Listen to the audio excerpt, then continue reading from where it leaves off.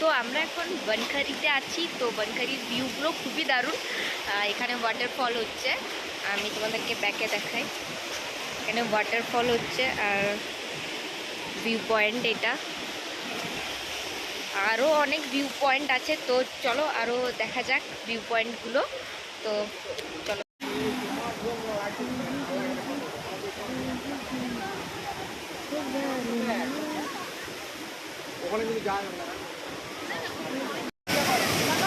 ঘুরো ঘুরো ঘুরো ঘুরো।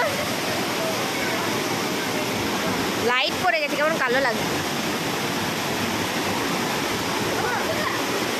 আমরা সবাই এই তো সবাই হাই করো। ওই তো রিঙ্কু বাসে আসছে, ঘন্টা, আমি।